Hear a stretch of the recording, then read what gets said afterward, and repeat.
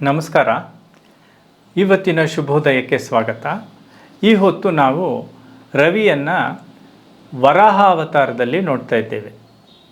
ಪದ್ಯ ಹೀಗಿದೆ: ಜಗವ ಕಾಳ ಕಡಲೊಳು ಅಡಗಿಸಿರಲು ಹಿರಣ್ಯ ಅಕ್ಷನು, ನನ್ನದೆನ್ನುವ ಸ್ವಾರ್ಥದಿಟ್ಟಿಗೆ ಇಡಿಯ ಭುವಿಯು ಸಿಲುಕಿರೆ, ಉದಯಿಸಿಹನು ಅಂಧಕಾರ ಬಗೆವ ಸೂಕರ, ಕಿರಣದಾಡೆ ಅಸ್ತ್ರದಿ ಅಸುರ ಕಿಸುರ ತೊಳೆವನು, ಜಗವನೆತ್ತಿ ಹಿಡಿವನು ರವಿಯು ವರಾಹಾವತಾರನು.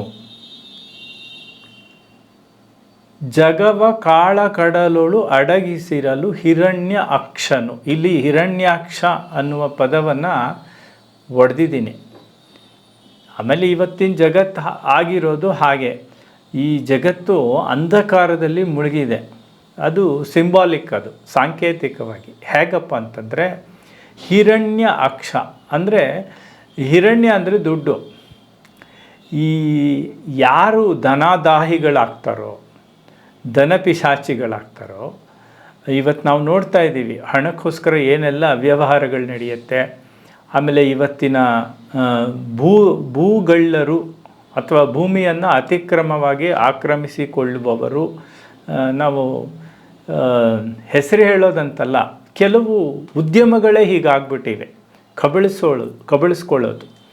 ಇಂತಹ ಹಿರಣ್ಯ ಅಕ್ಷನು ಯಾಕೆ ಹೀಗೆ ಮಾಡ್ತಾರೆ? ನನ್ನದೆನ್ನುವ ಸ್ವಾರ್ಥದಿಟ್ಟಿಗೆ. ಹಿರಣ್ಯಾಕ್ಷ ಭೂಮಿಯನ್ನು ಅಪಹರಿಸ್ಕೊಂಡೋಗ್ಬಿಟ್ಟ, ಸಮುದ್ರದೊಳಗೆ ಇಟ್ಟ. ಇದು ಒಂದು ಅದನ್ನೇ ಸಿಂಬಾಲಿಕ್ಕಾಗಿ ನೋಡಿ.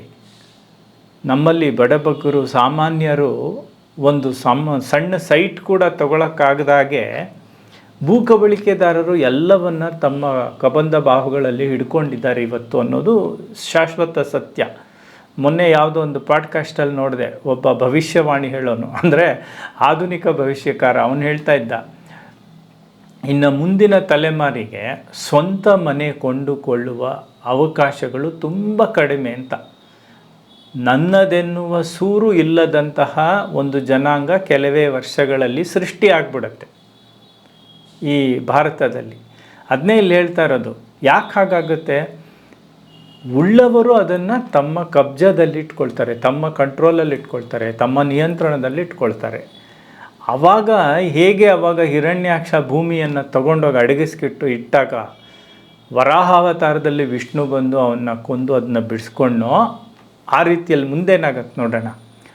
ನನ್ನದೆನ್ನುವ ಸ್ವಾರ್ಥದಿಟ್ಟಿಗೆ ಇಡಿಯ ಭುವಿಯು ಸಿಲುಕಿರೆ. ಇವತ್ತು ದೇಶಗಳನ್ನು ಕಬಳಿಸುವ ರಾಜಕೀಯ ನಾಯಕರು ಹುಟ್ಕೊಂಡಿದ್ದಾರೆ. ಉದಯಿಸಿಹನು ಅಂಧಕಾರ ಬಗೆವ ಸೂಕರ. ಸೂಕರ ಅಂದರೆ ಒಂದರ್ಥ ಹಂದಿ ಅಥವಾ ವರಾಹ ಅಂತ. ಇಂತಹ ಒಂದು ಸ್ವಾರ್ಥದ ದಿಟ್ಟಿಯನ್ನು ಇಲ್ಲವಾಗಿಸೋದಕ್ಕೆ, ಅಂತಹ ಅಂಧಕಾರವನ್ನು ಕಳೆಯೋದಕ್ಕೆ ಕಿರಣದಾಡೆ ಅಸ್ತ್ರದಿ. ಈ ಕಾಡು ಹಂದಿಗಳಿಗೆ ಎರಡು ಪಕ್ಕದಲ್ಲಿ ದಾಡೆ ಇರುತ್ತೆ. ಹಾಗೆ ಕಿರಣದಾಡೆ ಅಸ್ತ್ರದಿ ಅಸುರ ಕಿಸುರ ತೊಳೆವನು. ಅಸುರ ಕಿಸುರ ಅಂದರೆ ಅಸುರರ, ರಾಕ್ಷಸರ. ಕಿಸುರ ಅಂದರೆ ಕೊಳಕು. ಅದನ್ನು ತೊಳಿತಾನೆ ಯಾರು? ಈ ಒಂದು ರವಿ ಅವತಾರಿ, ವರಹಾವತಾರದಲ್ಲಿ ರವಿ ಮಾಡುವ ಕೆಲಸ.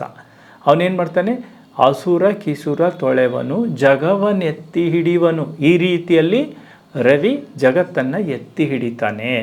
ರವಿಯು ವರಾಹಾವತಾರನು. ಈ ರೀತಿಯಲ್ಲಿ ರವಿ ವರಾಹಾವತಾರದಲ್ಲಿ ಇವತ್ತು ನಮಗೆ ಕಾಣಿಸ್ಕೊಂಡಿದ್ದಾನೆ ಅನ್ನೋದು ಕವಿಯ ಭಾವ. ನಮಸ್ಕಾರ.